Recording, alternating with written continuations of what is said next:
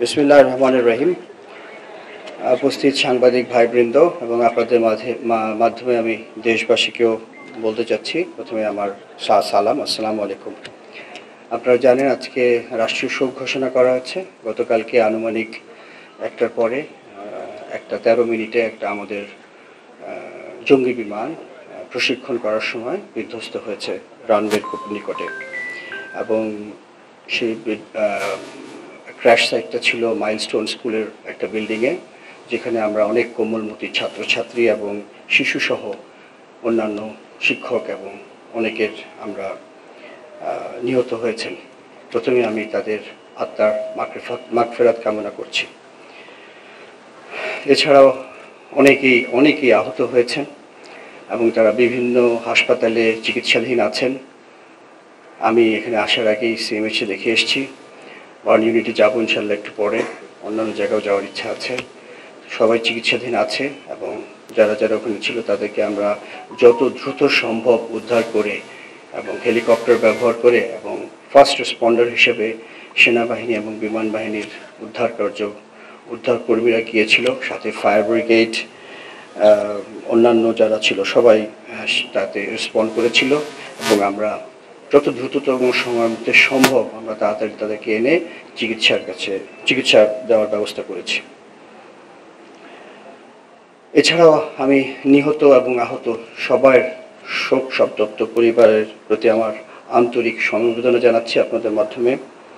আল্লাহ আমাদের সকলকে ধৈর্য ধারণ করার ক্ষমতা দিন এবং এই শোক যাতে কাটিয়ে উঠতে পারি সেটাই আশা করি, সেই শক্তি যাতে আমরা পাই।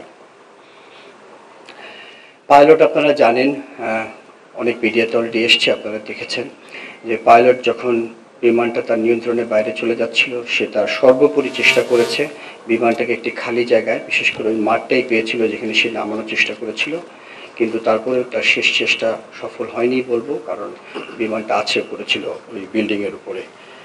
কিন্তু সে সেই নিয়ন্ত্রণ রাখার জন্যে বা বিমানটাকে দিক নির্দেশনা যাওয়ার জন্য যে মূল্যবান সময় দিয়েছে, তার জন্যে তার যে ইজেকশন বলি আমরা, বিমান থেকে বের হওয়ার যে পদ্ধতি আমাদের, সেটা বিলম্বিত হয়ে যায় এবং তার ফলে সে তার নিজের জীবন উৎসর্গ করেছে বা সে আজকে আমাদের মাঝে নাই।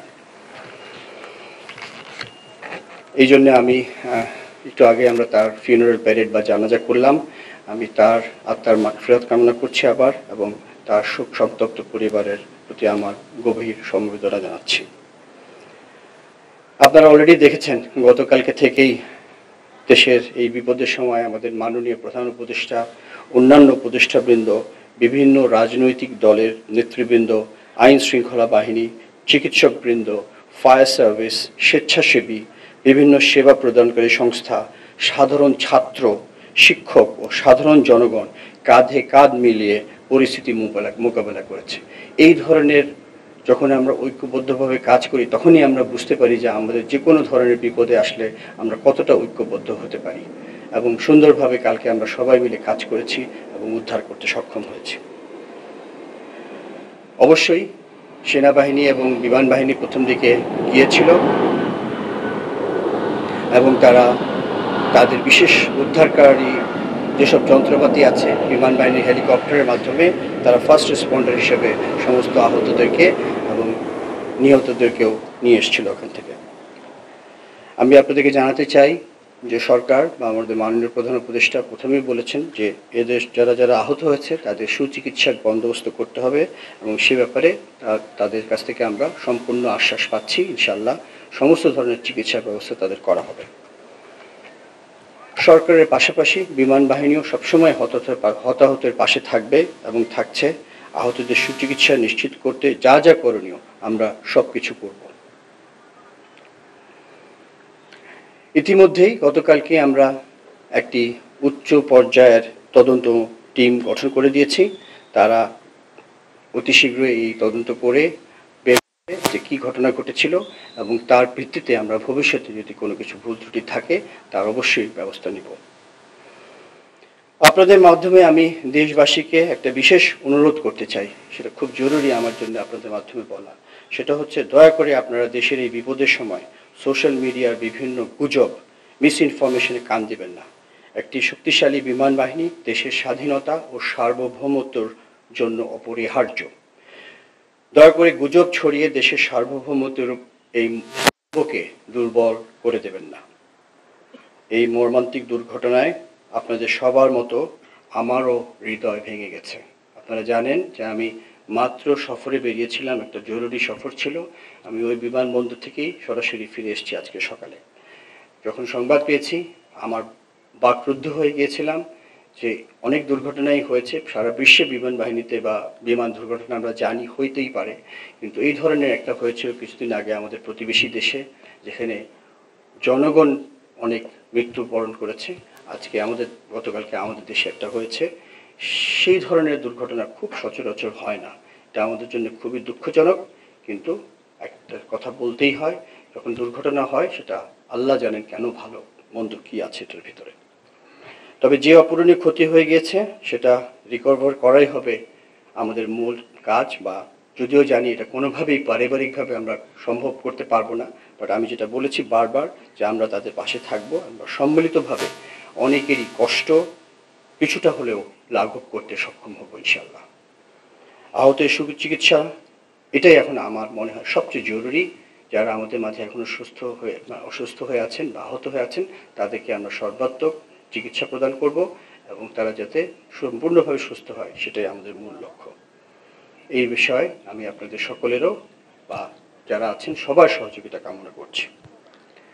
আরেকটা কথা আমি বলতে চাই আপনাদের মাধ্যমে to the international media, that the same thing which you have heard, the incident has taken place and we are doing our inquiry. It was a very sad incident. We will try our best to find out the causes, and of course we are with the people who got hurt, who got killed, who got injured. The whole country is with them, the government is with them, and Air Force and military forces will be with them till the last moment, whatever they need. Crash সাইটে এক ধরনের অশান্তি বিরাজ করছে, এটা সত্যি দুঃখজনক। অনেক গুজব চলছে, এই গুজবে কান দিবেন না। আমরা প্রতিদিন যখনই আমাদের কাছে যে কোনো আপডেট আসছে আহত নিহতর, সেটা আমরা সাথে সাথে ISPR এর মাধ্যমে আপনাদেরকে জানিয়ে দিচ্ছি। এখানে লুকোনোর বা গোপন করার কোনো বিষয়ই নাই। কার কাছ থেকে লুকাবো? আপনারা আমাদের দেশের মানুষ, আমরা এই দেশের মানুষ। দুর্ঘটনায় আমরা চেষ্টা করছি যেটাকে সম্পূর্ণ নিয়ন্ত্রণে নিয়ে আসতে, এবং এখানে যদি আমাদের মধ্যে অস্থিরতা বিরাজ করে তাহলে কারোরই ক্ষতি হবে না, আমাদের দেশের ক্ষতি হবে। দুর্ঘটনা প্রতিরোধের তো আমরা দৈনন্দিন ব্যবস্থা নিই, আমাদের বিভিন্ন ধরনের পরিকল্পনা চলমান আছে। সারা বিশ্বে যেভাবে হয় সব জায়গায় আমরাও সেটা করে চলেছি, তারপরেও দুর্ঘটনা হয়।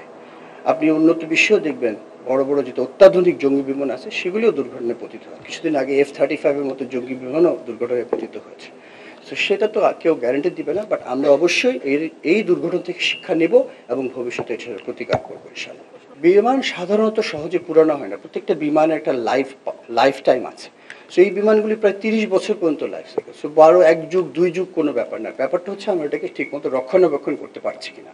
আমি আপনাকে আশ্বস্ত করতে চাই যে আমাদের বিমানের আমরা কোনো কম্প্রোমাইজ করি না রক্ষণাবেক্ষণে, বিকজ আমরা যে দেশ থেকে বিমান করি সেই দেশ থেকে আমরা রক্ষণাবেক্ষণের সমস্ত প্রযুক্তি এবং দরকার হলে যা যা প্রয়োজন হয় সেটাও আমরা তাদের সাথে চুক্তি করে নিই। সুতরাং আমাদের রক্ষণাবেক্ষণ সব ভালো হয়, বিমানের ইঞ্জিন এবং তারপরেও এখন একটা জিনিস আমি সত্যি কথা বলতে পারি, সেটা হচ্ছে প্রযুক্তিগত এই বিমানগুলি পুরানো হয়েছে, বাট এই বিমান পুরানো না, প্রযুক্তিগত পুরানো। এখন আমরা নতুন প্রযুক্তির বিমানের জন্য অবশ্যই আমরা চেষ্টা করছি, আপনারা সবাই জানেন আমরা ভবিষ্যতে নতুন প্রযুক্তির বিমান আনবো। তার মানে এই না যে ওটাও অ্যাক্সিডেন্ট হবে না, হইতেই পারে, সেটাই হচ্ছে আসল কথা। কিন্তু আমরা এই বিমানগুলি আমরা যথাসম্ভব ভালোভাবে মেরামত করি, দেশে এবং বিদেশের সব জায়গায় আমরা এগুলিকে ওভারঅল বা যা যা মেনটেন্যান্স প্রয়োজন হয় সেগুলি করি।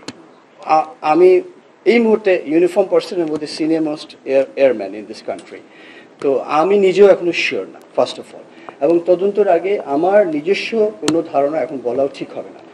তবে অবশ্যই এটা একটা সিঙ্গেল ইঞ্জিন বিমান। আপনারা হয়তো আপনারা যারা সাংবাদিক ভাই জানেন, কিছুদিন আগেও একটা কমার্শিয়াল এয়ারক্রাফট টেক অফের পরে আবার এসে ল্যান্ড করেছে, একটা ইঞ্জিন বিকল হয়ে গিয়েছিল।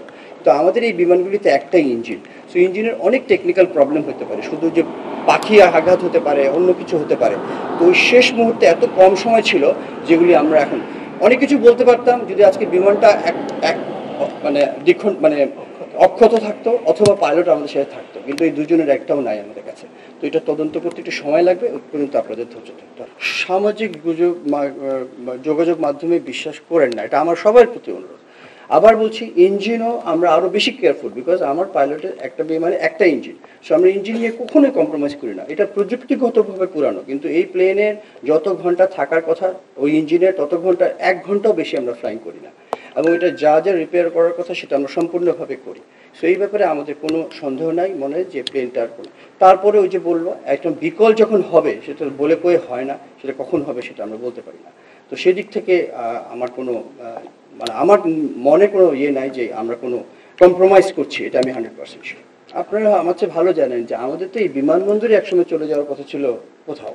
এই বিমানবন্দর এটাই ঘনবসতির মধ্যে পড়ে গেছে, শুধু বিমান বাহিনীর এয়ারক্রাফট বললে তো হবে না, কিন্তু খুব ডিফিকাল্ট। আপনি বাংলাদেশের মতো ঘনবসতিপূর্ণ দেশে একটা জায়গা খুঁজে বের করলে ওর পাশে আবার ঘনবসতি হবে। এখানে যখন বিমানবন্দর হয়েছিল, আমি যখন প্রথম এখানে 1985 সালে ফ্লাই করেছিলাম, তখন এই ওদিকে কিছুই ছিল না, উত্তরা বলতে কিছু ছিল না। 1985 সালে আমি প্রথম ফ্লাই করি। এখন আপনি দেখেন কি অবস্থা। তো এটা হবেই, আমাদের এত মানুষ, এটা বাড়বেই। তো এটা একটা বিরল ঘটনা ঘটেছে, এটার সাথে আমরা ঘনবসতির সাথে সম্পর্ক করা ঠিক না। আমাদের দেশ ছোট, সব জায়গায় মানুষ, তো আমরা সব জায়গায় অপারেট করি। সো এটা আমাদের মেইন বেজ। আমার সমস্ত বাংলাদেশের ভালনারেবল এরিয়া বলি আমরা, সবচেয়ে ইম্পর্টেন্ট জায়গা হচ্ছে এটা। সমস্ত ভিআইপিস এখানে থাকে, আমাদের স্থাপনাগুলি এখানে আছে, পার্লামেন্ট এখানে আছে। সো এটার একটা প্রোটেকশনের ব্যাপার আছে। সো এখানে এই ধরনের একটা স্ট্রং এয়ার বেস থাকা এখানে খুবই দরকার। আমি যেটা একটু আগে তথ্য পেয়েছি, এগুলো আপডেট দিচ্ছি আসপিআরের মাধ্যমে। আমি জেনেছি আজকে একটু আগে পর্যন্ত আমি 31 জনের সংখ্যা পেয়েছি, যেটা আমার জন্য খুবই কষ্টকর। তবে আশা করছি এই সংখ্যাটা আর খুব একটা বাড়বে না, আল্লাহ যাতে না বাড়ায়। এই পর্যন্ত আমার কাছে তথ্য আছে, যদি যা তথ্য আসবে আপনারা 100% তথ্য পাবেন। এখান থেকে আমাদের সাইড থেকে কোনো ধরনের এগুলি রাগঢাকের কোনো ইচ্ছাও নাই, কোনো সুযোগও নাই।